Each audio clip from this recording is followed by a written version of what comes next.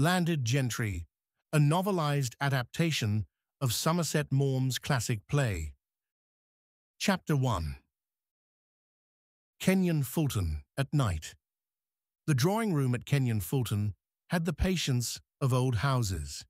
It breathed out a faint approximation of beeswax and logs long burned, containing and calming anything set within it.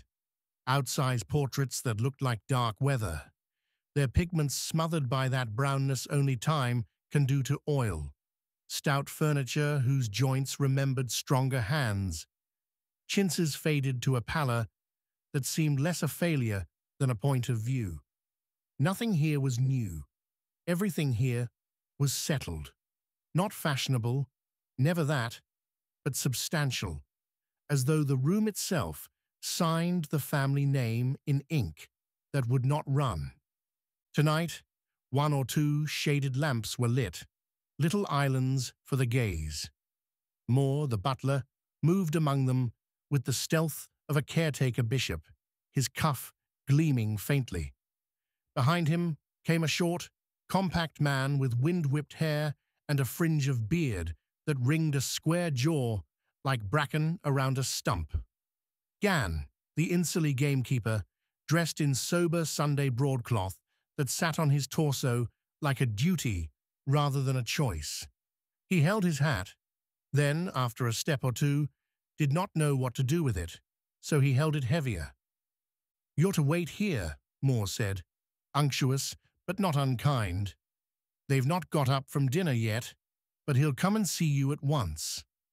"I'll wait," Gan said. Moore's eyebrows, so faint they seemed like rumors of eyebrows, did a polite shrug. "He said I was to tell him the moment you come. What can he be wanting of you at this time of night?" Gan's eyes flicked and darkened. "Maybe if he wished you to know, he'd have told you. I don't want to know what don't concern me." "Pity there ain't more like you." "It's the missus' birthday today," Moore remembered, tugging a corner of his mouth toward pleasantry. "Didn't he say you was to tell him the moment I come? I've only just took in the dessert. Give him a minute to sample the peaches." "I thought them was your orders." "You're a nice civil-spoken one, you are." Moore's smile snapped shut. He went out. Left to the hush and the portraits, Gan paced because stillness was an insult to the energy thrumming his legs. He turned his hat slowly, ground down cigarette longings without knowing he did, stopped at the window where the night returned his outline like an accusation. He heard steps and looked down at his own boots, dusted and polished. Not himself. Claude Insoley came in with a match between his fingers. 35, narrow and precise, with a manner that had worn a groove in itself. He struck the match for courage, really for something to do, then lit a cigarette and crossed the room in a straight line, as if every step had an affidavit. "Good evening, Gan." "Evening, sir." They weighed the silence between them, and the floorboards listened. "I suppose you know what I've sent for you about," Claude began. "No, sir. I should have thought you might guess without hurting yourself." He hated the sentence the instant it left him, felt its brittle edge, wished to pocket it again. Too late. "The rector tells me your daughter Peggy came back last night." "Yes, sir." "Bit thick, isn't it?" "I don't know what you mean, sir." "Oh, that's all rot, Gan. You know perfectly well what I mean." Claude drew in smoke and wished for words that did not feel like law in his mouth. "It appears Peggy has got into trouble in London." Gan's hat twisted once more. He spoke softly, and the softness startled them both. "Poor child, she's not to blame." Claude shrugged, a trim movement that tried to be invisible. "I'm awfully sorry for you," he added, a phrase polished by the life he led, and therefore dull to the touch. "I want her to forget all she's gone through," Gan said. "It was a mistake she ever went to London, but she would go. Now I'll keep her beside me. She'll never leave me again, till I'm put underground." "That's all very fine," Claude said, "but I'm afraid Peggy can't stay on here." Gan lifted his head. "Why not? You know the rule as well as I do. When a girl gets into a mess, she has to go." "It's a wicked rule," Gan answered, and the portraits, unused to hearing wicked in that room, seemed to lean a fraction. "You never thought so before," Claude returned, "and this isn't the first time you've seen it applied." "The girl went away once and come to grief," Gan said stubbornly. "She well-nigh killed herself with the shame of it. I'm not going to let her out of my sight again." "I can't make exceptions," Claude said, reaching for his principles as for a coat he had always worn. "I'll give you a certain amount of time to make arrangements." "Time's no good to me," Gan replied, as if time were an estate the Insoleys owned. "I haven't the urt to send her away." Claude's voice cooled. "It's not a question of what you like. You must do as you're told. I can't part with her, and there's an end of it. You'd better talk it over with your wife." "I don't want to talk it over with anyone. I've made up my mind." Claude studied him, then set his cigarette down carefully in a tray, as if the neatness of it would help him say something untidy. "I'll give you 24 hours to think about it." Gan's face jerked. "What do you mean by that, sir?" "If Peggy isn't gone by that time," Claude said, feeling the sentence march out of him before he could slow it, "I shall have to send you away." "You wouldn't do that," Gan breathed, horror flaring up like a pheasant underfoot. "You couldn't do it, Squire. Not after all these years." "We'll soon see about that," Claude said. "You can't dismiss me for that," Gan whispered, voice fraying. "I'll have the law of you. I'll sue you for wrongful dismissal." "You can do what you like," Claude said, not looking at his hands because he would have found them too still. "If Peggy hasn't gone by tomorrow night, I shall turn you off the estate on Tuesday." Gan made a broken sound, half snarl, half plea. Something broke behind the walls, a door, a laughter, a rustling of movement from the dining room. Claude cut the air with an impatient little nod. "They're just coming in. You'd better hook it." Gan did not move, so the room moved around him. The French windows breathed, and enswept two women. The younger one, a lively prettiness, the other a gaunt suggestion of iron under silk. Edith Lewis, cheeks flushed with the promises of a summer night. Miss Helen Vernon, the local heiress.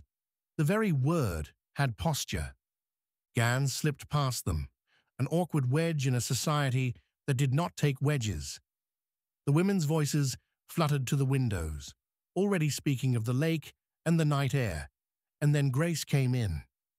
Grace, 10 years a wife to Claude, was 30, and the beauty in her face had something eager in it, something that flickered between laughter and complaint, and felt more modern than the room.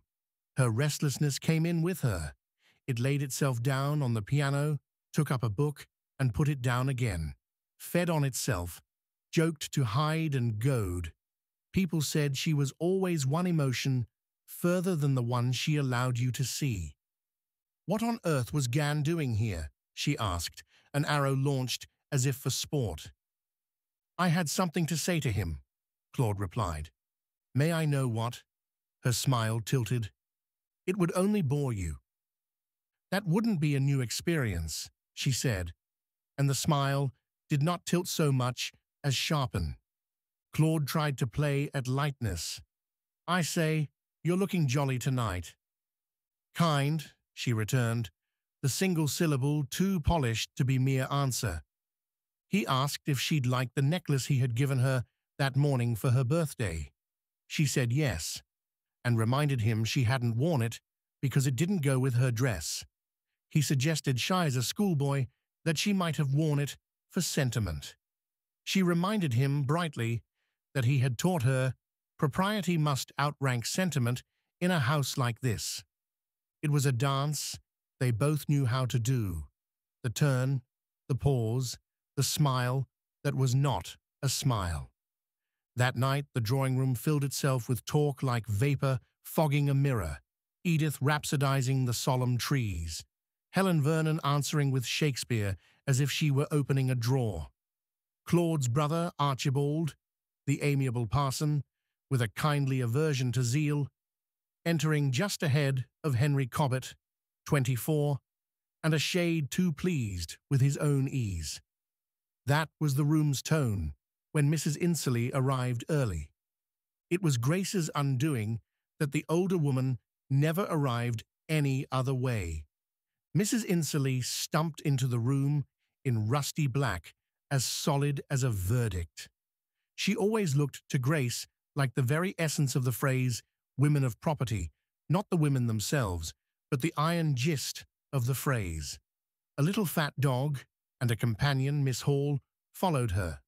So did the air of auditing and of having been wronged by a cab fare. Grace apologized about the carriage. Mrs. Insoley stopped to savor the opportunity for grievance, then addressed the room as if it were a maid who had broken something. She permitted introductions in the old ritual that clothed a power. Lewis. Cobbett. Names in the singular, as if addresses on envelopes. Within minutes, she had established all that needed establishing, that she never drove in motor cars and never would, that breakfast at 10 was a sin, that prayers were not a matter of opinion, but of caste. That morning, prayers ought to be as immutable as the times, which in this house one sat upon to keep it uncontaminated by other hands before one read it. Grace observed all this with a quizzical mouth that had learned to brook it and to mock it at once. Later, when the guests had washed out into the garden and the furniture settled from their excitement, Grace found herself alone with Claude. The night air came in at the windows. From the lake came the faint slapping of water on the dark bank. What on earth was Gan doing here? She asked again, repeating not because she had forgotten, but because she had remembered in the wrong tone. "It's better if you don't bother," Claude replied. "You take such pains to make me happy," she said, bright and clean. He looked at her then, with the unprotected honesty that made him seem boyish. "I wish you'd seem as if you were fond of me," he said, and the openness was jarring because it refused the game. She flinched, then deflected, and before he could repair the moment, Grace asked for the others to be fetched for poker, the joyful little sin permissible on a Sunday night when one's mother was not expected till tomorrow, except that Mrs. Insoley had arrived today, and at Grace's bright insistence, Henry Cobbett sang a song with a top note he couldn't reach, and everyone tried to be clever under the lamps. And Mrs. Insoley watched, and the butler announced, and the mood ran away like a little animal chased under a hedge.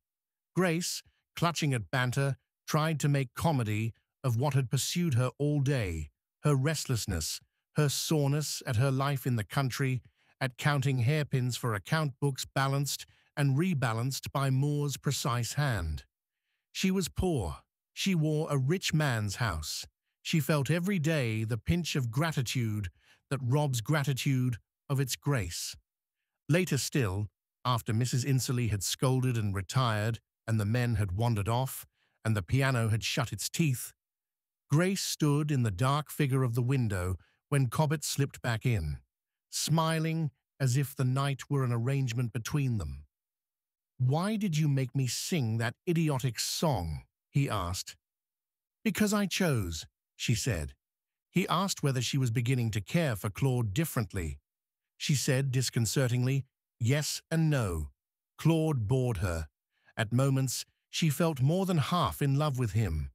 Something had changed in her, and it was the last thing that ought to have changed her toward her husband. Cobbett's sulkiness rippled. The talk turned to cruelty and cowardice. And somewhere underneath, a long journey they had undertaken together, The moral miles of it looked short and shabby in the lamp's thin gold. "We're going to play poker," Grace announced brightly when the others returned. But what she felt was the ache of a sentence. What she wanted was to put off hearing it. Chapter 2. The Rule. The next afternoon the light was thinner, grey pressed into it like wool. Grace stood with a housemaid's daughter in the drawing room, the girl neat and small, black circles under her eyes like bruises, and the poor dignity of Sunday clothes hanging a little off the shoulders. "Your father won't come," Grace said. "He's that stubborn, Mum," Peggy whispered, "but I'll try." "Do," Grace said. "Do. Tell him I wish to see him." Cobbett came in before the thanks had finished forming on the girl's lips. Grace dismissed the child with a nod, and when the door shut, closed her eyes for a bare instant. "What's the matter?" he asked. "You seem put out," Grace told him in a flat voice. The rule of the estate, the 24 hours, the shock of learning last what the whole house already knew. Cobbett, amused and faintly scandalous, called the story mid-Victorian. Grace thought, you can smell cruelty through a jest. She tried it, her first clumsy effort at laying down what she could no longer carry. "Harry, would you mind very much if I stopped the whole thing?" "Of course I should mind," he said quickly, and then more carefully. "Why do you ask me now?" Because Claude's goodness had begun to cut her in a place that bled, and because she had discovered too late an unexpected tenderness for the man whose earnestness she had mocked so long. Because Cobbett's brightness, which once felt like escape, now showed itself as glare. He shrugged the way young men do when their squareness is called to account. He was no worse than others. He had only done what any fellow would have done. Grace asked him whether that was all she had been to him, an opportunity for a fellow to be a fellow. "Oh, it was cruel of you," she said, bringing a hand up too quickly to her throat. The look Cobbett gave her sideways was that of a man who has seen this play before and would like to attend the matinee instead. But in the end, it was not Cobbett she needed to fight. It was the rule. It was the habit of strong men's sentences, marching in rows. She tried Claude where he was vulnerable. She praised his kindness and begged for just one exception, for Peggy to remain. He refused with the certainty of a man who has cultivated certainty as a crop. It was not the girl, it was discipline. It was the knowledge that when Claude Insoley said a thing, it would be so, and the entire estate depended on that tone as much as on drainage and fences. Grace turned to Helen Vernon, hoping for the sisterhood that novels sometimes conjure and life so often debunks. But Helen's sympathies aligned with experience and land and the steady judgments of a managing mind. Foley kept the same rule. It had its wisdom, or else it would not have lasted. Grace spun then, desperate, and found herself looking directly at the family's conscience. Mrs. Insoley, who had at her fingertips a fine collection of words that could scald. The older woman approved of Claude's firmness, praised the 24 hours as generous, and shut the book of the matter with a snap. Archibald, in his gentle way, reminded Grace that virtue required its teeth. Claude, poor Claude, believed every syllable of his own duty. He could not, as he put it, feeling both grand and nervous, allow his wife to walk in the same lanes as a woman who had fallen.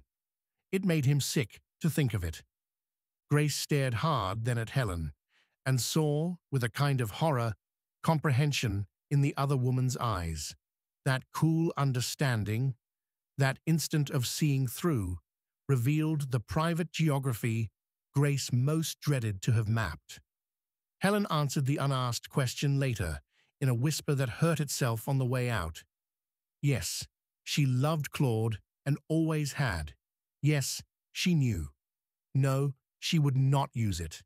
She pitied him more than she despised Grace, if despise was even the word for how she felt. It was a poor afternoon to discover one's deficiencies. Grace, whose appetite for contrariness had entertained the county on many an evening, found the taste of it bitter now. She asked to see Gan. He came with his cap on and his gun slung as if he had walked in from the hedges by mistake. His clothes smelled of work, and the pub, the sour wet of sorrow, already in the weave. When Claude told him no, it could not be, Gan's face twisted around a sensation he did not know how to name, except with the ancient syllables of pleading. I was born in that cottage. 40 years. Where are we to go? As if the world beyond Kenyon-Fulton were a long, flat, unfriendly sheet, where a few stubborn names clung like grit. I'll give you £50, Claude said, because men like him believed money was apologies shaped into coins. You can keep your dirty money, Gan said, and left on a sound somewhere between a sob and a curse. Grace clutched Claude's sleeve then. She begged because speech was all she had, and she had always been a clever speaker. She tried coaxing, entreating, reminding him of love with touches and small domestic phrases. She tried his chivalry, his vanity, his sense of himself as a just man.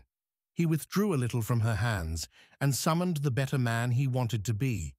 And when he did that, he became, as always, worse. I could not love you, dear, so much. Loved I not honor more, he said, trying to be light and sounding like a memorial. The gong sounded. The day closed like a book with an ugly sentence, left mid-line. In the hallway, Peggy waited. Little face scrubbed sore, her hands tight to her sides as if she hid things in her ribs. Grace told her what had happened and watched the hope die as if it had been a candle that did not belong to them. Peggy spoke about the baby. She would not take it with her. It would be a hindrance. She had one desperate request. If anything should happen to her, would Mrs. Insoley, no Mrs. Claude, see the child not sent to the workhouse? Grace flinched at the shape of the request and the shape of the hope resting under it. She could not find any skin left to put over her words. Yes, she said. When the girl had gone, Edith Lewis bounced in with the complication of dresses. Bless her, whether Grace meant to wear the grey satin tonight, because Edith had a grey that was more slaty and would look cold beside it, and could Grace please not clash? Grace smiled and promised, and when Edith ran out, Grace laughed and made a sound that was almost like breaking. Chapter 3. Prayers and a Verdict. Morning laid its long English face over the fields. In Kenyon-Fulton's dining room, the family and their servants knelt in their customary places, masters in the middle distance, servants ranged along a wall, so that even the Almighty might be reminded of precedence. Claude read prayers in a voice of pleasant humility, and Moore lifted the sacred books afterward with the same fingers that lifted covers off silver dishes. When the servants had slipped out, order lay on the tablecloth like a mantle. Mrs. Insoley asked whether Grace's maid had attended prayers. She had not. Mrs. Insoley deplored this, then deplored a papist maid at Foley, then deplored women who painted their faces, each pronouncement perched primly on the last like a set of teacups. Cobbett arrived late and collected 2 mocking asides and an inventory of breakfast. Grace drifted in last, transparent about the effort it cost her to seem untroubled. She chose tea and toast. Claude urged eggs. Mrs. Insoley, smelling the modern in her daughter-in-law's cheeks, remarked on rouge. Grace answered, "We don't live in your young days, and I'm not a lady." The neatness and the violence of it took the colour from even Mrs. Insoley's returns for a moment. The older woman retreated, storing the victory in a drawer. Then Archibald came in, with the look Englishmen have when the news is terrible, and politeness requires them to intrude it gently into breakfast. He suggested Claude step into the smoking room. Grace, by now heart-sick of secrets, told him to speak plainly. "Peggy Gann has killed herself," he said. Grace was on her feet before she knew she had moved. Claude reached for her shoulder, and she shuddered away before she knew she had shuddered. There was the business of doing something, of course. There always is. Claude tried to put on a hat and purpose. The coroner would assemble, there would be questions, and the irony of neat men writing notes about messy lives. Mrs. Insoley murmured that breakfast was growing cold. Grace stared out of the window to where the lake caught a light the house could not. "Suicide is wicked and cowardly," Mrs. Insoley observed to the room when it left her alone. "In my day, they buried such at the crossroads with a stake." Miss Hall pressed a handkerchief to her eyes. Mrs. Insoley gave her a black lace shawl, as if to prove that kindness is not inconsistent with flint. Grace turned from the window to the room again and found suddenly and with rage that it was exactly the same room it had been last night. The injustice of the world continuing under such a blow. She could not bear it. Men sat, Miss Hall poured, the dog took a piece of kidney. The world does not pause. It carries its china out and back in again. "She sacrificed herself to save her father," Grace whispered, voice rough, "and they call her wicked." Helen Vernon said gently, "People resent heroism. It makes a claim on them. Sneer is defense." Grace confessed that she might have saved the girl by paying the proper coin at the proper moment and had not done it. Helen stepped back from the brink of that talk as from the edge of a cliff. No scenes. Not now. And the two women looked at one another as if across an invisible table with a contract on it. Afterward, Claude returned from the cottage. Gann was not there. He was at the public house. The way grief travels along the old track, it learned when it was only sadness. Claude sent for him, and sent for the courage to endure the scene that would follow. Gann came, carrying his gun, not because of a plan, but because he always carried it when he had work to do, and even in his ruin, he felt the itch of work. Claude started to say, "I am sorry." The sentences came out all wrong, as they do when the living face the living about the dead. Gann said what must be said and what cannot help, that Peggy had died to keep him from the workhouse, for the love of him and the fear of what dismissal would do. Claude pronounced his vow to be different, the vow people make after breaking and often forget later. Gann would not be comforted by that vow. Comfort at such a moment is an insult. He wanted only to be allowed to work and not be sent away. "Will you shake hands with me?" Claude asked, because he was English and because signs matter when words fail. "What good'll that do you?" Gann said. He turned to go, and then turned back again, and thrust the gun into Claude's hands. "I swore last night I'd blow your brains out. Don't let me have the gun." Claude looked at the lock. "Why isn't it loaded?" "They took the cartridges out. If I'd come across you then, you wouldn't be standing where you are now." Claude asked, almost lightly, "You take eights?" He left the room and came back with 2 cartridges, slipped them into the barrel, and held the gun out. "I don't think I'm afraid," he said. "Not bravado, not entirely. I'll take my chance of your wanting to shoot me." Gann's hand climbed along the stock as if by its own will. For an instant, the room's entire age hung on the question of whether one man could lift a gun and pull a curl of metal.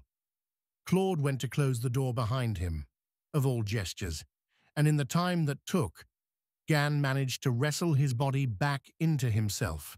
He flung the gun to the floor. Claude told him to take it up. Gan did. He left carrying the weight and the thought of what might have been. When Claude and Grace were alone again, they fumbled. He begged forgiveness for his failure to yield. She tried to confess something larger and could not find the road to it. He said, stumbling sincere, that she had gotten into his blood and that he respected her because she was awfully good and straight. She tried to halt this misapprehension before it calcified, but his ideas had hard bones. He reminded her of the way she had flinched from his touch on the news, and his voice trembled with that wound. She wanted to give him words that could hold. She passed him phrases, threadbare with use, and knew they were insufficient. They were both so earnest and so wrong about what words could do. Archibald entered to say the coroner sent for Claude. The hall filled with men with hats and little books. Grace watched Claude go and thought, there is no art to make the evil I have done look like anything but what it is. Cobbett came to say goodbye before the motor took him away to other drawing rooms. His gallantry landed like a smudge. Grace told him she loved her husband. She did not say this to punish. She said it because it was the only real sentence she had. He said she would find that made everything all right. She smiled bitterly. He said only the wicked should sin. The virtuous make such a hash of it. Grace held out her hand. You'll have to look sharp, she said blandly, because the footman had come in to clear, and because the world did not stop for any of them. Not for Cobbett's departure, not for a village girl dead, not for a marriage about to be tested. Chapter 4. The letter. 2 days later, Miss Hall read the Times leader to Mrs. Insoley, and the older woman, satisfied to discover in black and white arguments she had always already believed, nodded at the sentences that asserted women's political disqualification as God's own geometry. Quite true, she said, and no man can become a mother. Miss Hall, anxious to be agreeable, paused as if considering whether anyone had ever tried. Archibald came in and kissed his mother, who immediately set him to the business of marriage. Helen Vernon's acres, an heiress's virtues, the need for someone to exercise a firm hand on his appetite, and the rectory's pantry alike. Archibald parried with good humour, confessing an honest aversion to fervour and to altar. He admitted lightly and with the exact shade of shame he could bear that he was not the stuff of saints. He liked his living, he liked his wine, he liked his comforts, he loved his brother, and even his mother's scoldings, because they told him that the world was in its place. Grace entered then, pale, where her rouge had been scrubbed back to nothing, steady by effort. The inquest was underway. Claude had looked in at the rectory and looked away again. She and Archibald toyed with courtesies until they had exhausted the art of avoiding the thing they needed to say. He began it, not the confession, but its invitation. You can do so much for him if you choose, he told her simply. Say a word that will buck him up. He believes it was his fault. Grace answered as if speaking through a hand over her mouth. She loved Claude with all her heart and soul. The obviousness of it, why now, why not before, burned her cheeks. Love had arrived like a revelation. It had not come when you would have scheduled it. She asked Archibald whether he would hear her as a clergyman. She apologized for the sharpness she had used on him for 10 years, the clever little cuts she had put on his plate as if they were gifts. He admitted dryly and tenderly at once that her judgment of him was not far wrong. He had taken orders for the living, and sometimes he feared he felt more tenderly about class than about creed. He thought often of his years in Wakefield, when he had been too busy to examine his soul and therefore better poised to keep it intact. He thought he ought to go and do real work in a city among the poor, but he doubted his stamina and his faith. It is harder than it looks to exchange good china for chipped. Grace looked at him with a new respect and a sorrow for her own old sarcasms. Charity does make the vision clearer. "I've been unfaithful to Claude," she said at last, plain, almost blank. It rang through the room and then stood there without ornament. Archibald reeled for a moment, a man who has been struck and can hear the blow without understanding its origin. "It's impossible," he said, "because men say impossible to ward off weather they have no umbrella for." "It tortures me," she added, the only proper verb. "I can't bear it any longer." He asked the questions that must be asked, and stopped himself, ashamed even to picture. He wanted to know why she told him. She said because this weight required some division, and because she felt the shape of confession pushing at her from within like a trapped thing. He asked whether anyone else knew. She said Helen suspected. He asked whether it was over. She said yes, as completely as anything can ever be said to be over when the memory still has edges. He tried to say pastoral things and recoiled from their cant. She begged for instruction. He reached for the old sentence that had comforted strangers for 20 centuries and tried to make it hold the person he knew. Confession precedes forgiveness. She seized on it like a starving body on bread. The idea of telling Claude, of putting it between them as a fact rather than an infection, relieved and terrified in equal measure. She could not bear to live in deceit. She could not bear to lose him. She believed he would divorce her. She believed, too, that even the regret would be done steadily, and both would be dignified for the pain, which is sometimes worse. She took from her dress a letter, kept like an ember eating a hole, and addressed an envelope to her husband. "I can't tell him," she said. "I will put it in his hand." She rang for more and handed the letter over with the air of a woman passing a sentence that had already been carried out. Helen Vernon came in and assessed the room in a second. "Oh, you fool," she said to Archibald with the authority of affection. Then she turned to Grace with a coolness that felt like mercy. "Do not confess." She proposed 3 rules of life. Never sin. If you sin, never repent. If you repent, never confess. It was the sort of cynicism that contained compassion under the varnish. Archibald protested gospel, Helen protested psychology. Confession, she argued, had become the habit of a nervous age and satisfied no one but the white-hot itch for a scene. Let the suffering do its work quietly. Protect the man you love. Grace insisted that truth mattered, that she wanted Claude to love her as she was, not the woman he imagined. Helen said that Claude needed his illusions more than he needed the ugly exactitude of facts. Destroy his belief in you, and you unhouse him altogether. You can give him back his self-reliance, she begged. You can spare his vanity and so spare his heart. It was the truest and strangest plea a rival could make, and it was backed by a decade's patience.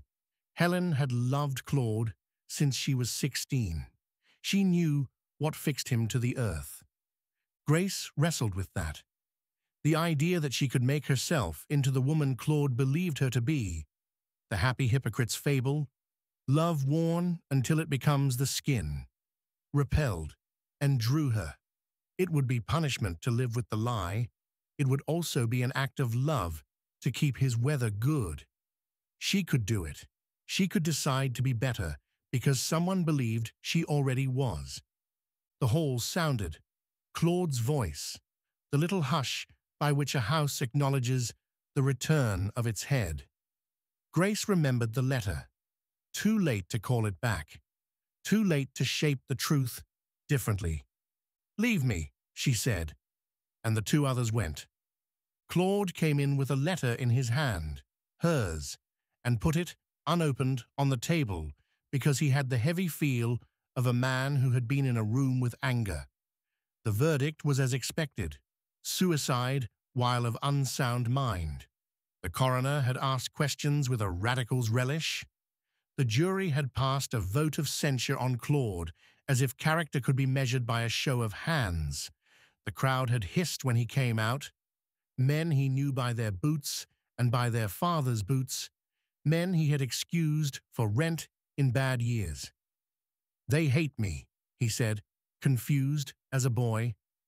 "I thought—" Grace put a hand on his shoulder and kept it there. She did not say, "You made a rule and tied yourself to it, and now you drown on the knot." She said that duty and gratitude are two lines that cross rarely and never exactly where one wants. She said his intentions were good, and not to make too much of the public's appetite for a small cruelty. She said the one thing he needed, that she was here, and she would not leave. Claude reached for the letter absent-mindedly, detected her hand on the envelope. He glanced at it, and trusting her entirely, handed it back at once. "Are you going out?" he asked. She tore the letter into small bits, as calmly as if she were disposing of the wrapping of flowers. "I was to go to Wells with Helen. Not today." "Don't leave me," he said. "I want you so awfully badly." "I won't," she answered, and the exhaustion in her voice, the surrender, were not to fate, but to the work of love. He knelt by her chair like a man praying and buried his face against her hands. "It's such a comfort to think that I can trust you," he said, and the sentence slashed her and healed her in the same second. She bent and kissed his hair. "I can never be such a wife as you deserve," she whispered, "but I can try.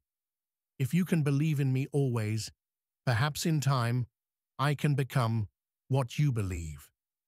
He lifted his head, astonished by the humility in her, and saw only the woman he had always seen, except that somehow there were depths he had not suspected, and he was grateful for them, though he could not name them. Chapter 5. Roots. The day afterward, when the gossip had staled and settled and begun to collect its dried bits in corners, the weather turned. The park's trees stood up in wind with that invisible male solidarity that comforted Claude like a congregation. He went out on foot, rather than on horseback, because he wanted to feel his fields as closely as a man can feel a thing he does not touch with his hands. The rooks carried on a debate without him. He wondered whether the rule had been a shield for his conscience more than a rampart for their morals. He wondered whether the hiss at the inquest would echo for years like a tink they put in church bells to mark where they had been cracked. He wondered, too, at the soft, fiery comfort of his wife's mouth on his hair when he had bowed his head in her lap. Grace watched him from the window and thought of Gan's use of the word roots. She had used it herself, contemptuously. Now she saw it. The cottage a man is born in. The fact of trees planted by men whose names you know. Boundary stones that knew your father. She had always been a little exile in this place, proud of it in her own way. Suddenly, the idea of leaving, of the gates closing behind her with their iron permanence, brought sickness up into her throat. She could live in this lie and make it true by a long, diligent love, or she could tell and break the vessels and leave them where they fell. She opened the window to the smell of rain and made her choice, and found for the first time in days that her breath came easier. Helen wrote a short note in a large hand. asking whether Grace wanted her company in a motor run. Grace invited her to tea instead, and at tea, the two women looked at each other with an honesty that women sometimes give to each other, not because they trust, but because they choose to be generous. "I spoke as I did," Helen said, "because I am interested in Claude's happiness." "And not because you dislike me," Grace said, finding the courage to smile. "I am too proud to dislike you," Helen returned, and there was just enough pleasantry in it to stop tears. They spoke about the joke of class and the unfunny parts, about the numbers of hairpins in an account book, about the ways duty pretends to be an altar when it is often only a guild. Helen told Grace a story about an ancestress, long rumoured to have been loved by a prince. Mrs. Insoley had contradicted the story with equal conviction. The truth scarcely mattered. What mattered was the habit of believing one's house had been touched by the romance of power. Grace said nothing about the letter, and Helen did not ask. Both knew, and both were content with that knowing. Chapter 6. The Estate and its Weather. In the weeks that followed, Claude went down to the cottages and spoke of abolishing the rule. Not formally yet, because he had said in public that he would not be dictated to by a jury, and a man must keep his posture. He did it piecemeal, case by case, the way men who are learning humility go about their business, with a fuss about particulars to disguise the revolution in their heads. Gan came back to work at the covers after the burial. He did not thank Claude. They both understood. Gratitude had no proper place in this set of transactions. He kept his gun because the birds needed killing. He did not drink for 3 weeks because vengeance, combined with sorrow and alcohol, had frightened him. He spoke to Grace once, only once, and said gruffly that the child would be provided for.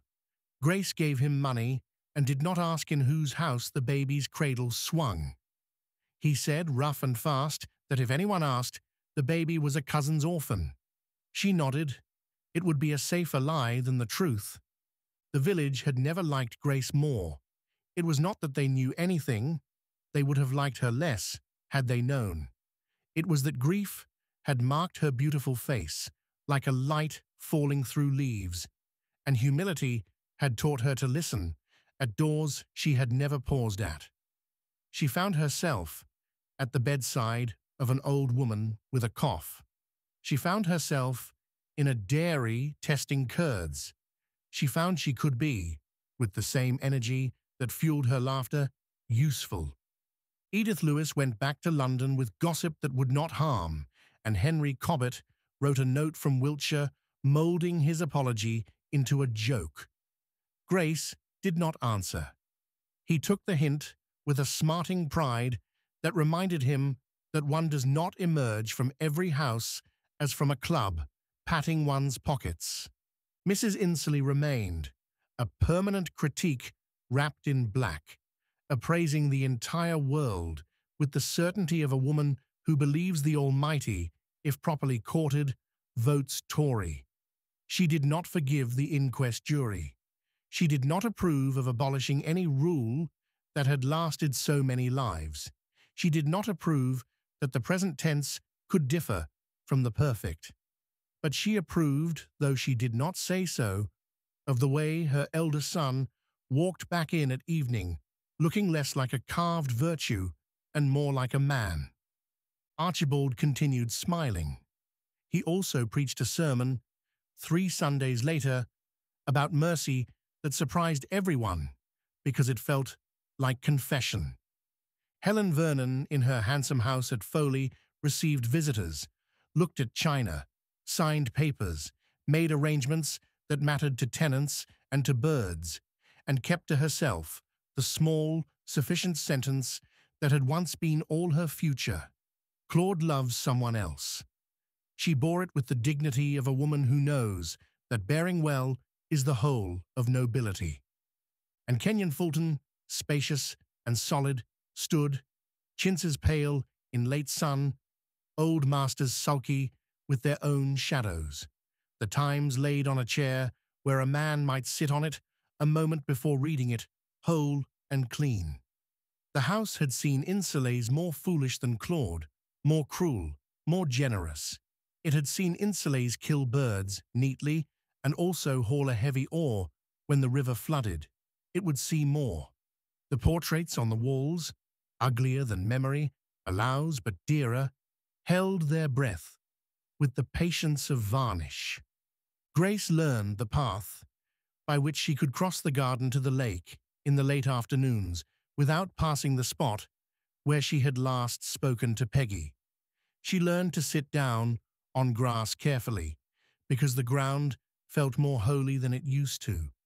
She learned that loving a man might be a long labor rather than a blaze, and she found a quiet happiness in that labor, a happiness that never quite rose to singing, but soothed like a low hum. Sometimes at night, lying wakeful in the house that had become, against her plan and knowledge, her own, she would feel the old panic at the lie. Then she would feel the warmth of Claude's hand find hers with the innocent searching of men asleep, and she would be comforted beyond argument. She would remember Helen's injunction, like a stern nurse's instruction. Be brave. She would remember Archibald's scripture and forgive him for it. She would remember Gan's hat twisting in his hand and the way a man can be made to eat his pride with a fork. She would tell herself there was nothing brave about wanting to scream, and that not screaming was a good start. In time, the rule was abolished formally, with minutes written and stored among the other papers where old rules and their deaths go. In time, the village forgot, as villages do, swallowing even scandal like a throat used to swallowing. In time, Moore mislaid a spoon and was certain he had not. In time, the dog found a new lap. In time, Claude, thinking of the hiss at the inquest, could smile and shake his head as if at a boyhood scrape. And in the obviously continuing present, which is the only tense that has any mercy for us, Claude often knelt by Grace's chair, not because he was in despair, but because it comforted him. And Grace bent and kissed his hair because she loved him. And the work of becoming the woman he believed her to be went on, precisely, stubbornly, like the trained and purposeful growth of a hedge. Chapter 7. The meeting in the schoolroom. The schoolroom smelled of chalk and varnish, with a laugh at the expense of childhood, things that cling to boards and noses, that are wiped and return, that will outlast all adult reforms. Claude chose the schoolroom on purpose because it felt less like pronouncement and more like instruction. The rector's notice had gone round the cottages that morning. No one could say the squire had skulked. They came.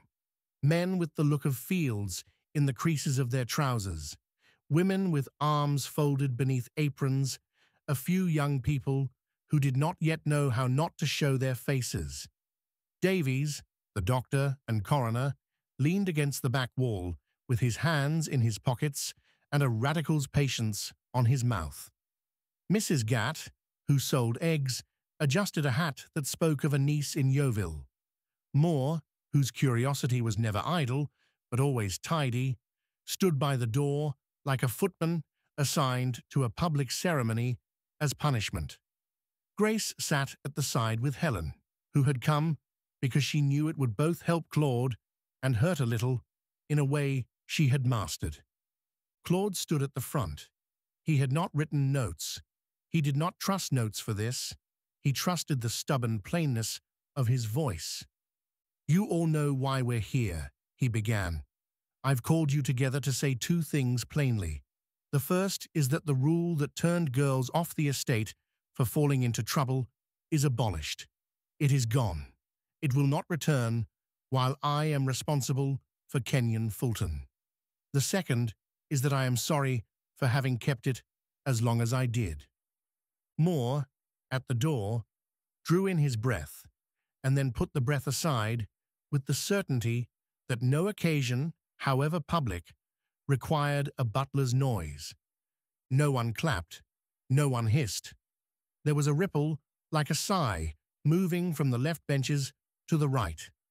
One old man, hat in both hands, a life of bowing in the curve of his shoulders, looked up as if he had aged less suddenly.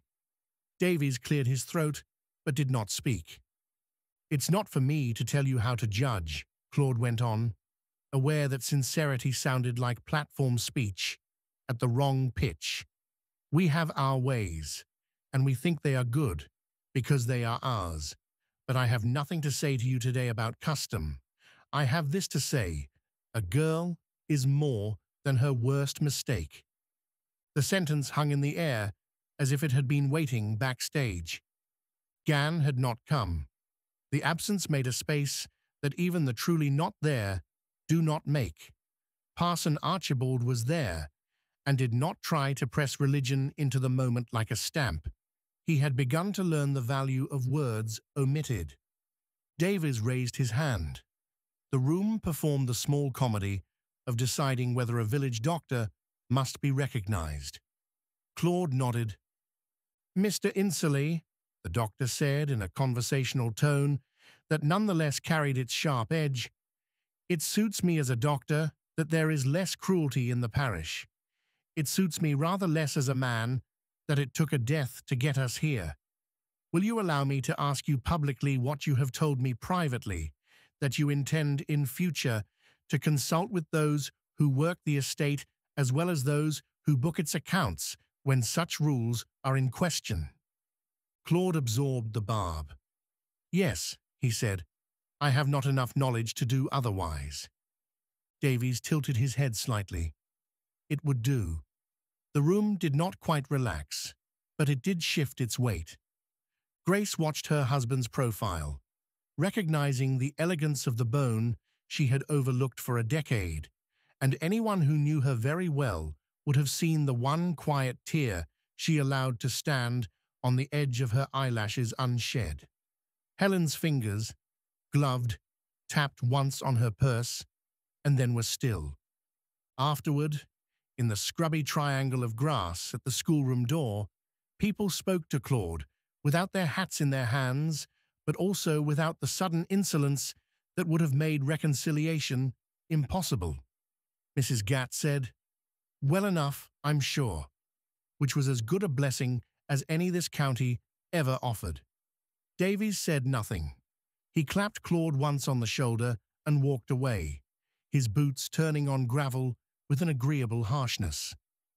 "Thank you for coming," Claude said to Helen when the crowd had thinned. "Of course," she answered. "I like reform when it is done under a portrait of General Gordon and not in a newspaper." It was her way of saying she was proud of him, and Claude heard it. Grace laid her hand along his sleeve as if smoothing a wrinkle. He looked down at it and wanted for a moment to put his cheek there. He did not, because the schoolroom had big windows, and public love on the wrong day is a kind of trespass. Chapter 8. The christening. Archibald did not care for pomp, but he cared for proper order, and a christening was both. The font had a new linen cloth. The chalice had been polished by a housemaid eager and terrified to be allowed to polish a chalice. Gan's sister, a broad, competent woman with a grip like a vice, held the baby. Not Peggy's mother, after all, but more than good enough for what the day required. Grace had asked to stand godmother. Gan had made a sound that might have been a scent, or the noise men make when their insides turn, but their tongues refuse to participate.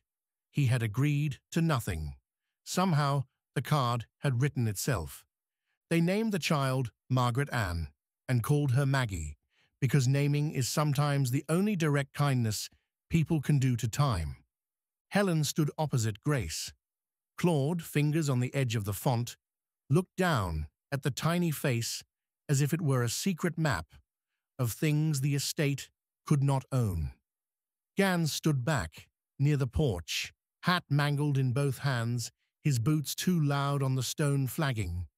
The look of a man whose heart is now a dependence he does not know how to manage. Davies, from a pew halfway down, watched with eyes that did not exactly soften but did not exactly sharpen either. Archibald's voice was very gentle. He had never liked his own church voice, which he found too clerical by half. On this morning, it sounded like the voice he had used once to soothe a child who had fallen and bit her lip, hoping to be told she had been brave. He spoke the words as if they could possibly be true, not only when pronounced, but in the living out. Afterward, outside, the sky had that post-rain brightness that makes everything look newly purchased. The baby slept with fierce, unflattering honesty. Grace held her a moment longer than etiquette required and pressed her face to the milky neck and felt, like a blow and a mercy, the emptiness inside her that had not been filled in 10 years of marriage. "Were you cold?" Claude asked, because he had seen her shiver, and because men are often relieved to attribute a shiver to weather. "A little," she said, and handed Maggie back. Gan cleared his throat and looked at the ground. "Thank ye, ma'am," he said to Grace, as if thanks were a coin that would be spent quickly if he looked up. He glanced at Claude, as if to see whether gratitude required duplication, then turned and walked away as if his legs had decisions independent of policy. Helen lingered long enough to say to Archibald, "You said the words well." "Thank you," he answered, and the way he looked at her contained neither petition nor irony, only the deep acknowledgement of something endured together. She thought she saw in him, for the first time, the possibility of a life that contained good work and also lightness, and she permitted herself, later than etiquette required, to consider it for a day or two before putting it away. Chapter 9. Autumn ledgers. Kenyon-Fulton in autumn gathered itself. The hedges, tidied, had that respectable line country people like in everything from fences to morality. The accounts, too, had a tidy appearance. Moore breathed on his spectacles and found pennies that did not match pounds and made them.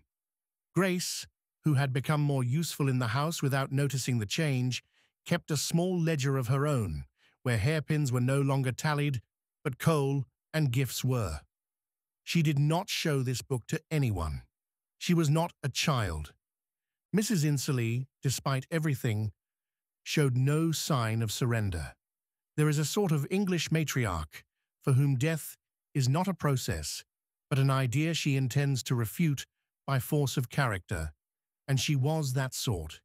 She spoke of potatoes with the gravity of a theologian, of green peas with autoimmune distaste, of prayer with the tone of a woman who had invented the institution. She continued not to drive in motor cars and to be violently certain that motor cars were the devil's own harness.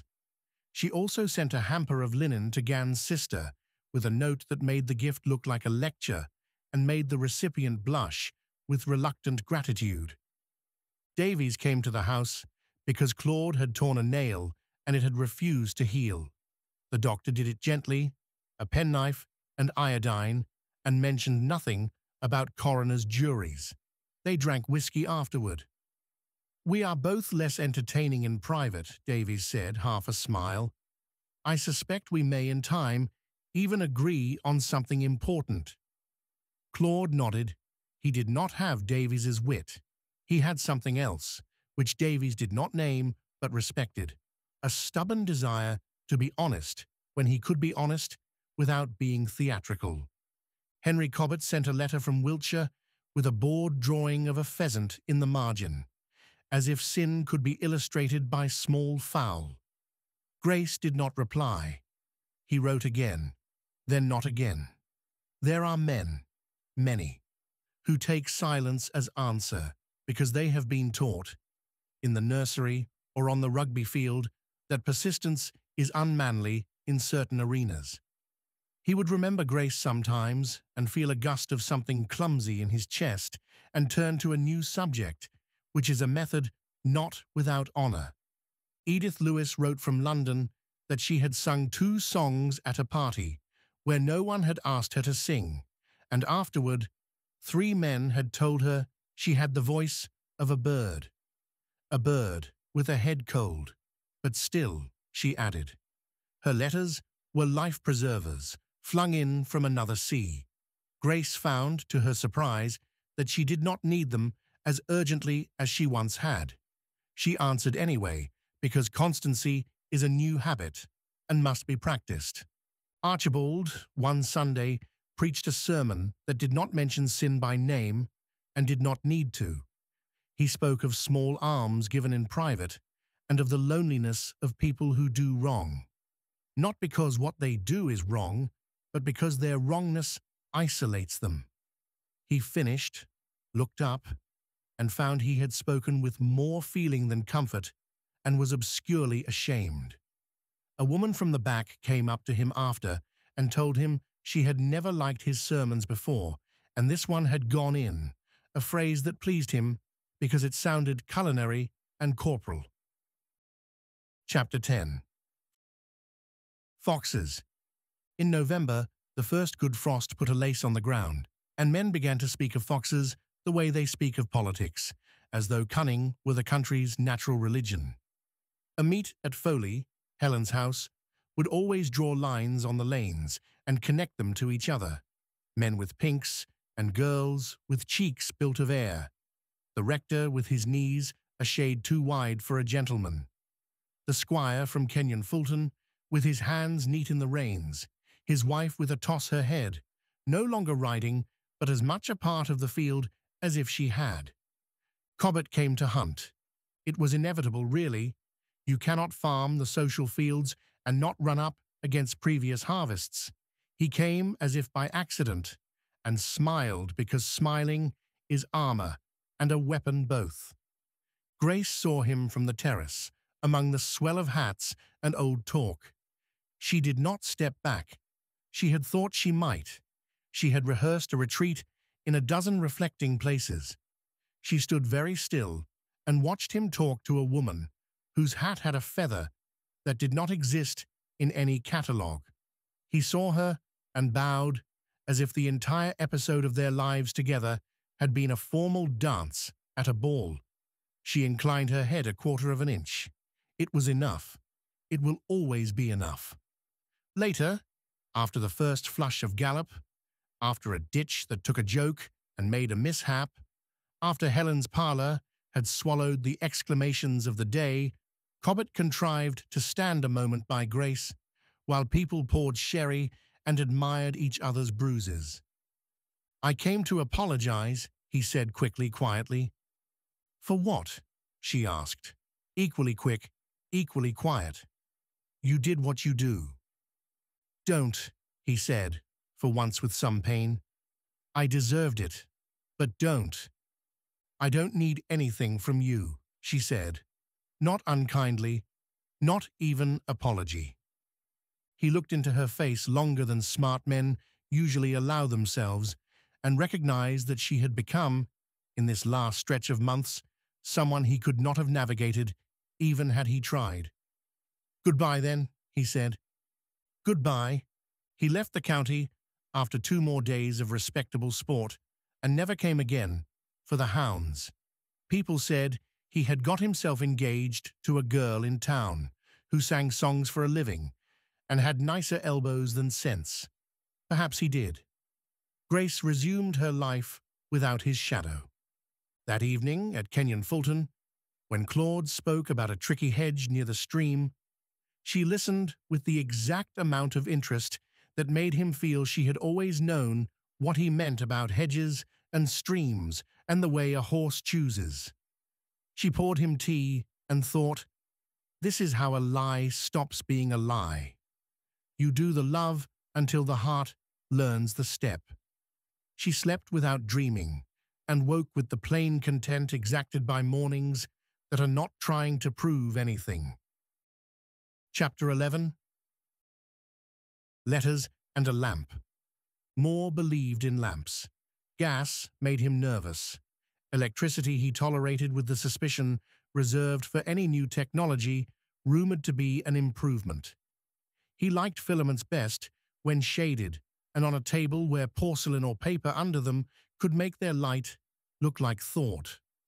He went round the room most evenings at 9, making little adjustments, straightening a lamp that had become slightly not plumb with the earth's idea of uprightness, turning down a wick with the care of a man dressing a wound.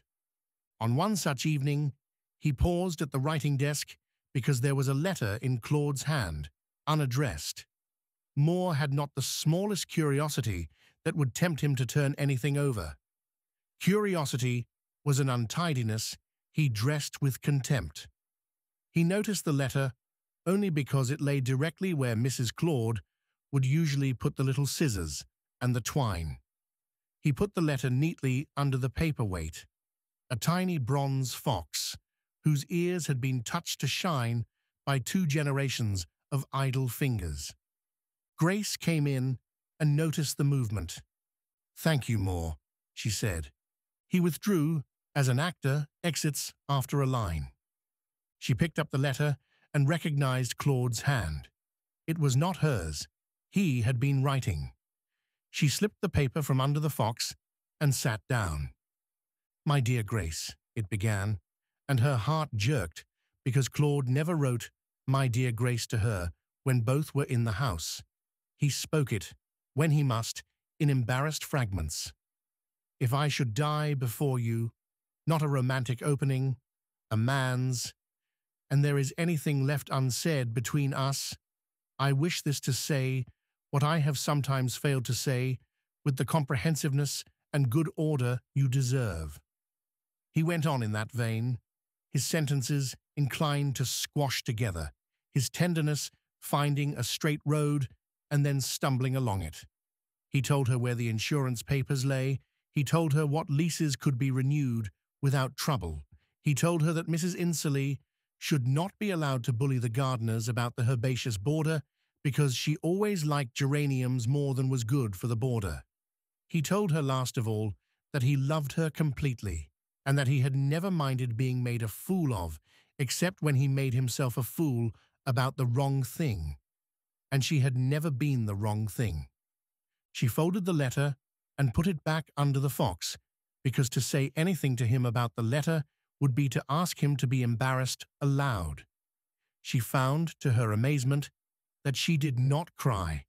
Some tendernesses do not tear. They fill. She went upstairs and, before getting ready for dinner, sat on the edge of the bed for a minute and thought of the torn envelope she had almost put in his hand weeks ago. She felt the same old jolt of shame, and then another feeling, just as strong, gratitude that Helen had understood her better than she understood herself. Downstairs, Moore had aligned the knives, as if their reflection in each other could form an arrow pointing to a future that, while unknowable, was at least properly set. Chapter 12. A parish in snow. That winter was heavy. Snow fell early and packed itself into the notions of every person with a theory about weather. The lanes turned treacherous. The lake sheeted itself over with glass that would not bear, and the hedges remembered their skeletons. Men spoke less, and their breaths made little phantoms they could track to the door. Grace went out daily anyway. She took baskets because baskets give a person an excuse. She took blankets because blankets are both practical and symbolic. She took her own stubbornness because she had changed and wanted to use the new muscles. Even Mrs. Insoley ran out of talk about peas and began to mention wool socks. Helen had a cartload of coal sent to the cottages on the far side of the parish and instructed the boy who drove to say it came from the vicar because sometimes kindness fits better when it borrows the right name. Archibald came to supper one night in a snowstorm. He got his sleeves wet. He forgot to apologize. He spoke for an hour with Claude about parish allotments and how to persuade men to pause in front of new ideas if they cannot yet be compelled to try them. He took a second glass of wine, and only one potato. Mrs. Insoley said she had known worse winters. She had known winters with geese coming in through the kitchen door because a maid had a soft heart and a foolish idea about warmth. She had taken a stick to a maid under those conditions. She told the story with relish. She touched the dog's ears to remind him that affection and discipline are not mutually exclusive. Miss Hall read her a sermon of Dr. South's by the fire. Mrs. Insoley slept and snored gently and then woke to say she had not missed a word. Miss Hall smiled the smile of women who sleep and are glad others do so. On Christmas Day, Claude read the lesson in church in a voice steadier than the candles. Grace sat with her head bowed too much for prayers. She was thinking of Maggie and of the girl who had died to save a man from the workhouse. She did not repent not confessing to her husband.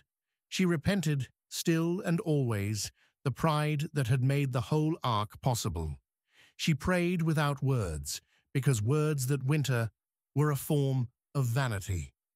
After the service, the churchyard looked festive, and also like a place where men move faster than they usually do, because they are cold. Gan stood by the yew with his cap in his hands. "Season," he said, which was a complete greeting, and, between them now, a kind of treaty. "Season," Grace answered. He nodded directly at Claude, and then away, as if anything more than a nod would betray some oath. Debbie Prater, who scrubbed and was grateful when thanked, had brought Maggie in a blanket. Grace held the child, impossibly larger, and murmured something foolish that Maggie answered with a contented snore. At lunch, Grace was quieter than usual and did not mind when Mrs. Insoley criticized the cranberry sauce. "Your sauce is too sweet," the older woman pronounced. "Like my disposition," Grace said, and Claude almost choked on laughter. Chapter 13. Foley in Fog. Helen invited them to Foley in January because winter is sometimes best endured in houses that have not only their own histories, but their own economies of warmth. Foley's drawing room had a sideboard that had lost a war and a pair of French chairs that had not lost anything. Its portraits were better painted and less beloved. Its windows looked out on oaks that exploded white with frost. There were 4 guests besides the Insoleys, none of them dangerous. A Navy brother who told stories that did not require assent. A maiden aunt with a skill at whist and no sympathy for clergymen. A neighbor couple who bred spaniels for the joy of being obeyed by something that liked being told what to do. Helen carried the house on her shoulder, like a woman accustomed to a basket of apples. She never told anyone what to do, and everything got done. There was an hour toward 5 on the second day when the fog thickened and the talk had fallen to that content silence that good houses produce. Claude stood with his back to the fire. Helen, at the tea table, looked up and found herself examining, without indulgence, the fact that she had loved this man for half her life. She did not remember when the love had stopped hurting. She did not know whether it had stopped. She only knew that if anyone had asked her to give an accounting of her happiness, she would have mentioned books and gardens and a certain conversation she kept with herself when she walked. She would not have mentioned regret, not because regret was absent, but because it had turned into something else, a kind of carefulness. When the others had gone to dress, Archibald, who had lingered over the Times, looked up and found Helen alone. He folded the paper as if papers were subject to liturgy. "Helen," he said, surprised by himself for using her name when no one else was about, "do you ever tire of being so sensible?" "Every half hour," she answered promptly, "but the habit is strong." "Do you—" He stopped, because this was not a conversation to be opened without being prepared to finish it. "I have sometimes thought that that is—" "You mean to marry me," she said, without malice, as if he had kindly suggested she put on a shawl. "I mean, would you consider—" "It's not love, as the poets describe it," he said, looking finally like a boy with a cap in his hands, "but I esteem you, and I like you, and I suspect one might not feel lonely while one's alive and not fear being ridiculous when one is old." Helen regarded him with a seriousness that was all benevolence. "Archibald, I am not offended. I am not even surprised. I have thought, briefly, about exactly this.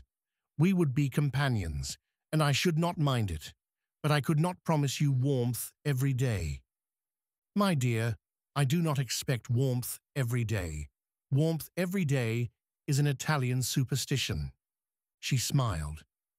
"You would be good to me," she said, "and I should not make you miserable. You would, on the whole, be a better person with me than without me. There's the case for. The case against is that I should be nearer to Claude and farther from whatever it is I am meant to do with a life that has rarely asked me a question." "Are you meant to do anything?" he asked, not to be unkind, but because she would allow him this degree of impertinence. "I have suspected," she said, "that usefulness can sometimes look like doing nothing at all." He said nothing, which is sometimes the politest thing a man can do. She looked down at her own hands, and a thought passed over her face that he could not read. "Not now," she said. If you think you might ever want to ask me again, you may, but not now. Let us see what we each are when our mothers die." He laughed. "It may be years," he said, "and we shall be fat." "Then we shall not mind the cold," she replied, and they went to dress for dinner, as if nothing had been said, and as if everything had been said. Chapter 14. An honest mistake. In February, Claude made a blunder that would once have passed for firmness, but now simply looked like error. He dismissed a man for poaching, because the man had been found with a rabbit and snare near the North Spinney. It was clean, caught in the act, rule broken, thanks and good night. He slept badly. The next morning, having breakfasted on eggs he did not taste, he put on his coat and went to the cottage. The man was already packing, his wife untying rags with hands that shook. Claude stood in their narrow doorway and felt the ugliness of authority. "I've come to say I was too quick," he said. "You may stay." The man did not look up. "We ain't begging," he said. Claude put a hand on the table. "No," he said, "I am." The wife looked up then and made a little noise, and because country people do not like noises that look like emotion to be made in front of important men, she turned and began to fuss with a kettle, and clatter was the only apology necessary. Davies's wife, a pragmatic woman who had been a nurse and did not care for men's clubrooms, heard about it from the kettle woman and repeated it at her own table. "He apologized," she said. "He is learning to be wrong. I like him infinitely better." Davies, picking at a sausage, grunted something like assent, and thought that, if the landed gentry must exist, this was the variety he preferred. He still distrusted Claude's reliance on phrases like duty and honor, but fewer phrases stood between them now. Grace heard about it. Nothing secret endures in winter, and told Claude that he had done right. She did not add anything to the word right. More embroidery would have turned praise into sermon. He looked at her and felt the old joy of being seen in a precise and flattering light. Later that evening, when Archibald came to read a chapter of something agreeable by the fire, they argued amiably about Daniel in the lion's den. Grace thought the lions had been flattered by the verse. Archibald said Daniel was flattered. Claude said the king had the worst of it, and they laughed and discovered that laughter can be a method of catechism. Chapter 15. A March night. The house breathed differently toward the end of March. The walls know. The chimney makes a certain sound. The floorboards do the noise of dry wood. Mrs. Insoley had a cold she claimed was not a cold, but a constitutional disappointment. Miss Hall brewed broths. The dog snored and tried to rehearse coughing so that he might consider himself in sympathy. Grace went up to Mrs. Insoley's room with a posy of violets she had picked herself, because that is one of the few flowers that look better for not being bought. The older woman sniffed the flowers suspiciously, then less suspiciously, then wrote them down in her mind, among things she might not despise. "You're better," Grace said. "I am, of course," Mrs. Insoley answered. "Death would be an impertinence." Grace almost loved her then. She put the violets into a little glass and moved the glass to the place where the light discovered them. She wanted to say something mild and cruel, and refrained. She wanted to say something generous, and found, to her shock, that she had no need to say it. She touched the older woman's sleeve lightly. "Rest," she said. "We will manage dinner without you." "You will eat too much potato," Mrs. Insoley said, ungrateful to the last, and smiled after her daughter-in-law had left. The dog, reassured, slept again. That night, Grace and Claude walked to the lake. It had the look of winter learning to break with itself. A fox barked, confident because spring makes everything that lives a little more insolent. Claude took Grace's arm, not because she needed steadying, but because he did. "I cannot get over being hissed," he confessed, laughing once at the ridiculous word and then not laughing. "It is such a low sound." "You have made higher sounds since," she said. "Have I?" "You apologized to a man you had wronged." "It felt like casting a vote against myself," he said. "Votes against ourselves," she said, "are often what put us in office." He stopped, and she stopped, because something in his face wanted the dignity of stillness. "You make me better," he said softly, entirely unembarrassed. She let the words enter and live, and then, because sometimes hearts do what prayers cannot, she told him, "You make me better too." They stood until the cold reached their shoes and went back to the house where the lamps were lit, and Moore had put 2 spoons on the sideboard that perfectly mirrored one another like 2 well-behaved souls. Chapter 16. A visit from London. Edith Lewis arrived again, with a hat that was an argument and a laugh that was a dessert. "I have brought all the gossip in London," she announced. "It is mostly about people you don't know and wouldn't like." Grace kissed her and meant it. "You are thinner," she observed. "I always eat less when I have more to do." "It makes me interesting," Edith said. She had only the most superficial idea of the changes at Kenyon-Fulton.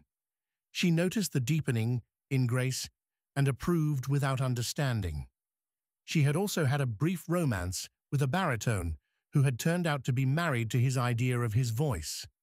She told the story with the proper level of exasperation, and then dismissed it with a hand wave that indicated the baritone did not deserve any more of her mouth. They walked on the terrace, and Edith shivered into Grace's cloak, and the 2 of them looked at the park as if it were a painting. "Oh, if only the city could have this," Edith sighed. "It does," Grace said, "only it has to borrow the name for it."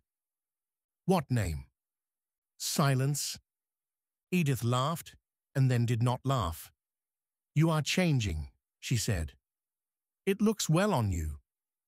Am I? Grace asked, and felt seen in a way that did not require confession. In the evening, Edith sang at the piano after only a little teasing, and Mrs. Insoley admitted, nearly under her breath, that the girl had not the worst tone she had heard. Archibald accompanied with an attention that made Edith feel slightly like a real artist and not like a girl doing tricks in a drawing room. Claude insisted on, "Drink to me only with thine eyes," old and safe and utterly new, the way old things can be when sung into a room where something has been mended. Edith went back to London plumper and happier, which she attributed to Somersetshire air, and not to the way one household's reconciliation can improve even a friend's digestion. Chapter 17. The dog's birthday. In April, Mrs. Insoley celebrated the dog's birthday with a seriousness that would have annoyed God had he been susceptible to the jealousy of pets. The dog received a bone wrapped in paper and a small cake without raisins. Miss Hall sang "Happy Birthday" so softly that it amounted to respectful humming. Claude came up to admire and found his mother, for once, gleeful in a way that made her look younger and even, in certain angles, pretty. He kissed the dog's head and his mother's brow, and escaped without commentary about potatoes or peas. Grace came in just as he was leaving and held back a smile. "You must admire the cake," Mrs. Insoley commanded. "I do. It is very like the dog," Grace said. "How so?" "It appears simple and is probably very complicated." "Don't be pert," Mrs. Insoley said fondly, actually fondly, and gave Grace later a pair of cufflinks she declared had nothing to do with taste and everything to do with duty. "Men should dress as if they intend to be respected," she said, and Grace said she agreed and did not add, "and women too." That evening Moore confided, as much as a butler confides, to the footman that Mrs. Insoley might in time make a tolerable old woman.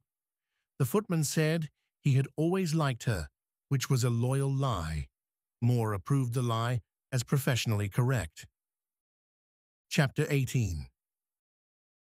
Harvest. By July, the village had made its peace with everything that had happened and had converted those events into the duller version that fits better with harvest.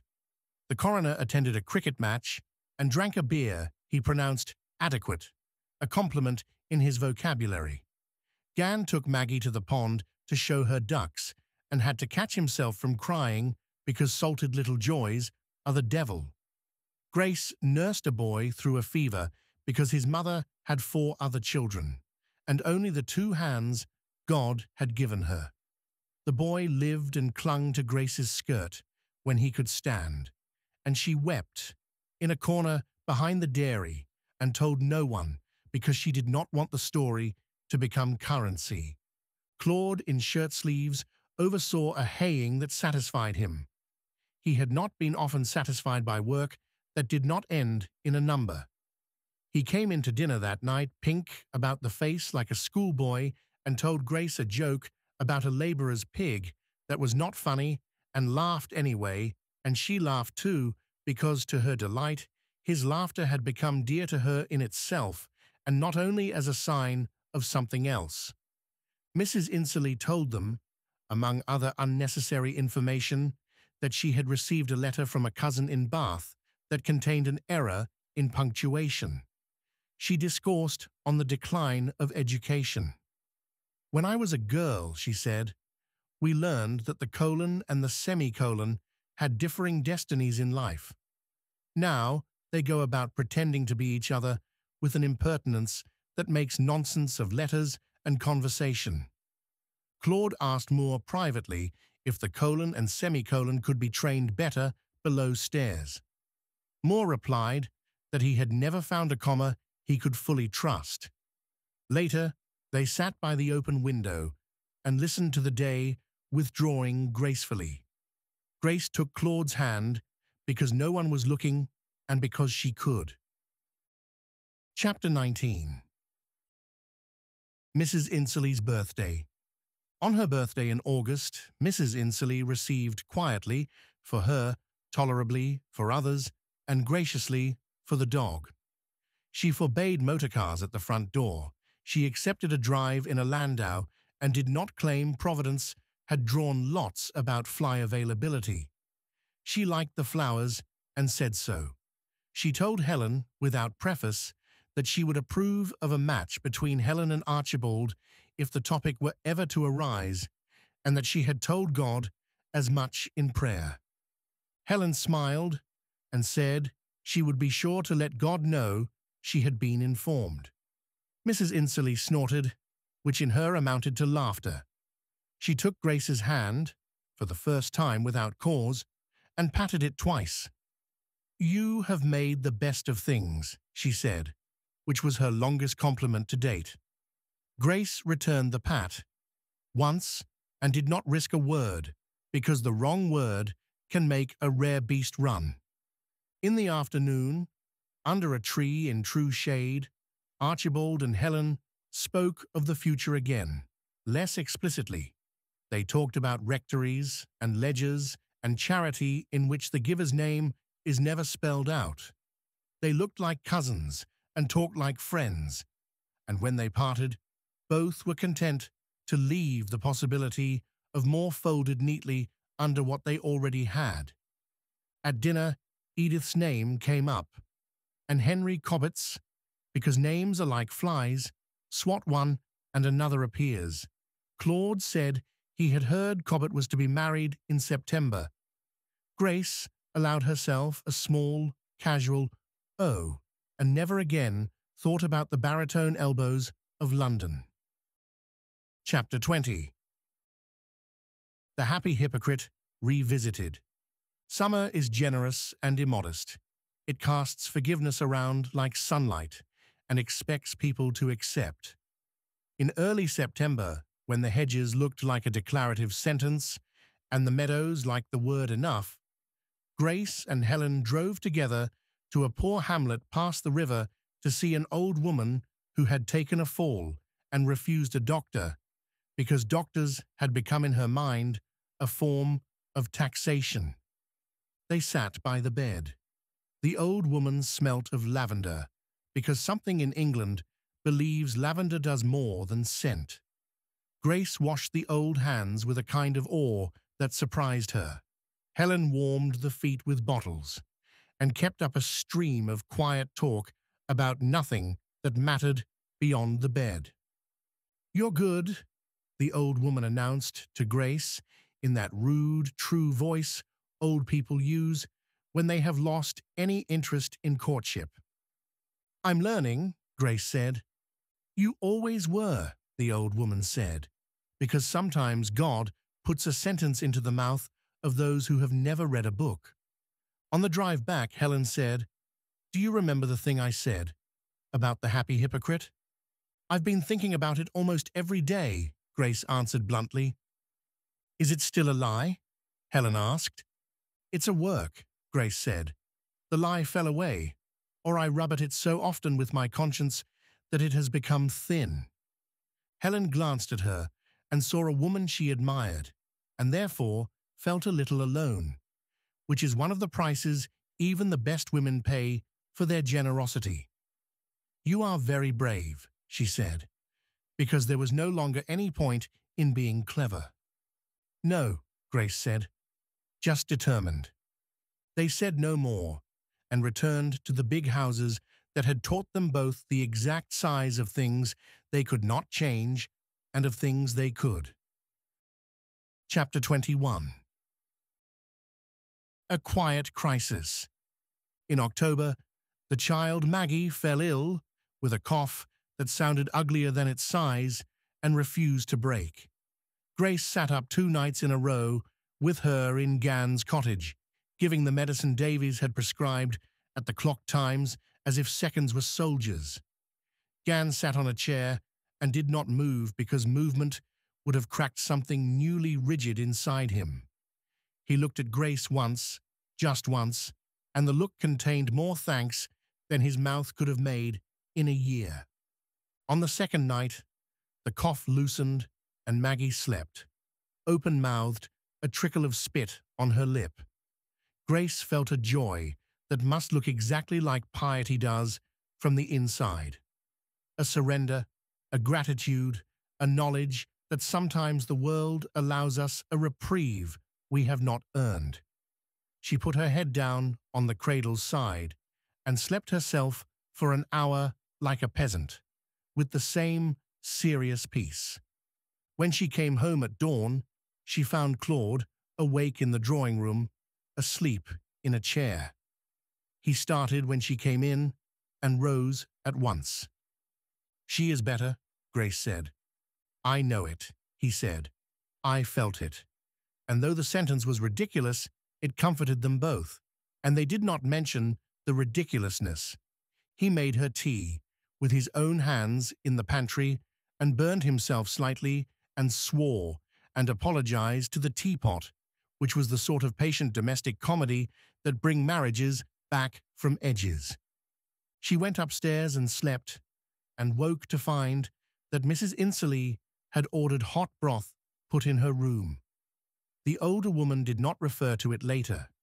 She only remarked that Grace looked less ghastly than she might have expected. Chapter 22. A letter never sent. Cobbett's wedding announcement appeared in a London paper. Edith cut it out and sent it to Grace with 3 exclamation points and the note, "Poor girl." Grace smiled and put the clipping into a drawer and found underneath it a piece of paper on which she had written, months ago and in a different hand of heart, a letter she had thought of sending once to Cobbett, in those days after the inquest, when shame chased her around the house. She read the first line and folded it and put it in the fire. She watched it change from paper to light, then to ash, and felt, unmistakably, her former self decide to leave and make room for the one she now preferred. Claude came in as she was brushing away the last fleck. "Cold?" he asked, seeing the fire freshened. "A little," she said. "It is a day for burning what is not needed."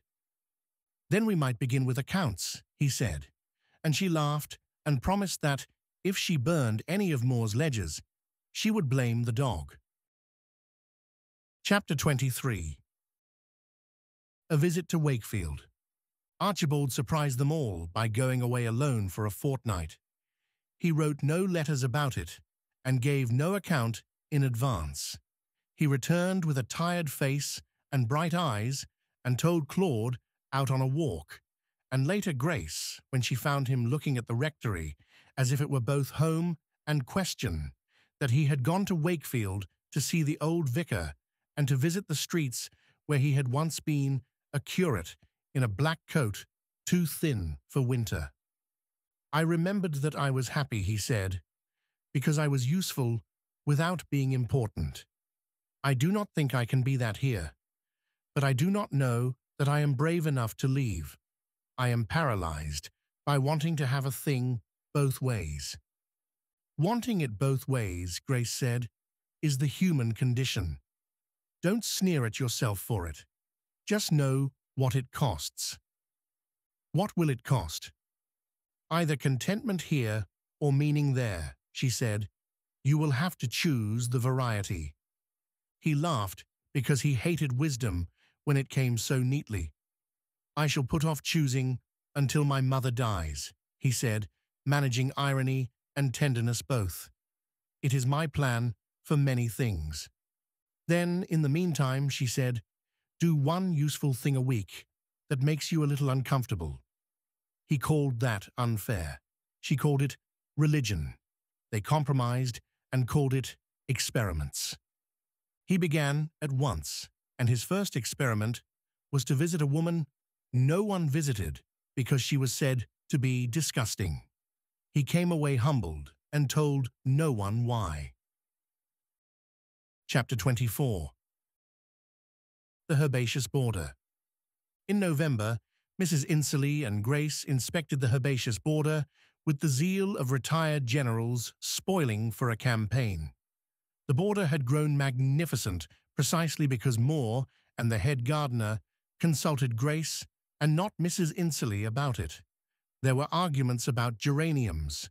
They had become the family's metaphor for all differences of taste, and it amused them to keep the game going. "You have put too many pinks," Mrs. Insoley accused. "It looks like the sideboard of a widow." "Then we will add structure," Grace said. "Lupins. Lupins are socialists. Delphiniums, radicals, foxgloves, papists." But she smiled. "Very well, foxgloves, but not in clumps. Clumps are vulgar."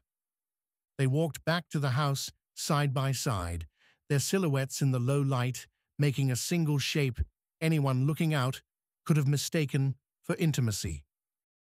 Chapter 25. Gan at dusk. One evening, as the year turned again toward its last cold, Claude returned by the spinney and found Gan leaning on his gun, looking at the pale sky without seeming to see it. "She's walking," Gan said, without preface, when he heard Claude's step. "Maggie. Took 3 steps t'other day and fell on her behind like a duck. Laughed. Made a noise I'd never heard, like bells." Claude stood next to him and looked into the almost night. "You'll teach her to fish," he said, "and then not to fish where she shouldn't." Gan grunted.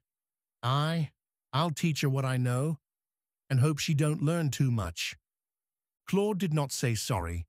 He did not say anything about Peggy. He did not try to be a friend. He stood with a man, which is a thing in itself. When he turned back toward the house, his steps felt steadier. Grace watched him come in, his hat in his hand, and held out her own hand to take it in the old country gesture wives have performed forever. He gave it. She set it on the table and thought, "This is what promise looks like. Not news, not declaration. Doing the small thing well." Chapter 26. The last chapter of the first year. On the anniversary of Grace's birthday, the next one, measured now less by jewels and more by the quiet addition of peace, Claude gave her a small ring he had bought from a London jeweller whose taste Davies's wife approved. "It is simple," he said, a little anxious, as if the value of a thing lay precisely where taste, approval, and money intersect. "It is perfect," she said, and meant the pedant's sense of the word. Complete. They ate a cake at dinner because cakes on birthdays are advisable for the soul. Mrs. Insoley allowed a toast and did not say that champagne was for weddings and sovereigns. Archibald spoke, and for once did not overdo the humour. Edith sent flowers from London that seemed British for once. Helen sent a book without an inscription, because both women understood that certain dedications are injudicious and certain titles say what one has no business saying outright. After the dinner, after the lamps, after the door shut, and the house breathed again, Grace and Claude sat quietly on the divan under the portrait of an Insoley ancestor whose expression suggested he had been reproved for something and had decided to enjoy the feeling. Claude put his arm along the back and touched the ribbon of Grace's dress with his fingers, absent-mindedly, without demand. She leaned her head against his shoulder in a movement as natural as a sigh. "Grace," he said softly, the name now a complete thought. "Yes? Thank you for staying," he said, meaning this year, meaning that night, in the drawing-room when he had not read her letter, meaning the other nights, when she had not left him to follow any of her older ideas of herself. "Thank you for becoming—" He stopped, because he flirted with a phrase that would sound as if he believed he had created her. He corrected, "For becoming yourself, where I could see." She smiled into the dark. "Thank you for letting me," she said, "for not insisting that I return to being the woman you first married." "I could not bear to lose you," he said, a confession now without panic. "You won't," she answered. The house, listening, settled its old shoulders into winter. The portraits looked as they always looked, ugly and dear, little mirrors of human vanity. Moore, downstairs, counted the silver, praying to no god except accuracy. In the rectory, Archibald opened a notebook and wrote down 5 things he would do that week that would embarrass him, then scratched out the 5th because it was too pious. In her bed, Mrs. Insoley did not die and did not plan to. In her nursery, Maggie slept, open-mouthed, and dreamed milk. In her room at Foley, Helen opened the book she had sent and read a chapter she already knew by heart. Outside, the trees of Kenyon-Fulton stood with the dignity of living things that ask nothing except the weather, and whatever it is, men will demand. The lake held the moon the way a woman might hold a child. Carefully, defiantly, with no hope that it would not eventually go its own way, and with every hope that while it rested there, it would feel warm and wanted. The year finished itself cleanly. The new year waited just beyond the hedge, and Grace, who had once thought she would shrivel in this place like a flower kept between pages, found that she blossomed here in bolder colors because the page was not a book, after all, but a garden, and she bent to the work of it with gratitude, which is the form love takes when it has stopped wanting to be admired and begun wanting to be of use.